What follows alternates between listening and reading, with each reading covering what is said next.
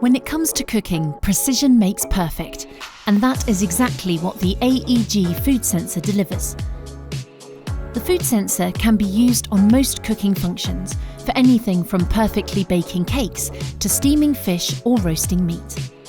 Here, we'll get you started by explaining the basic settings for cooking a roast chicken with the food sensor in your new AEG Rotary Dial Oven. We'll be using the surround cook or true fan setting, but if your oven has steam crisp technology, you may choose to cook with steam instead. Next, set the temperature to 180 degrees.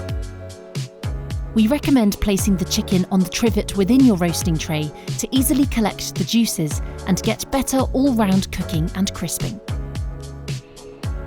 Connect the sensor to the oven here before inserting the probe into the thickest part of the chicken, as this point will take the longest time to cook, making sure ideally 3/4 of the food sensor is inside, or as much as possible.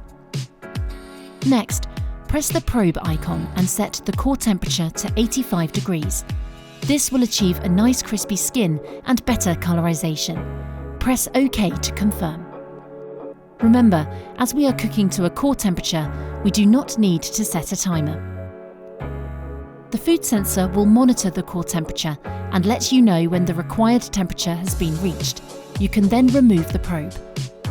For best results, we recommend allowing the chicken to rest for 30 minutes before serving. You'll find more information on the innovative food sensor in your user manual. However, if you need any more help or advice, our consumer care team will be happy to help.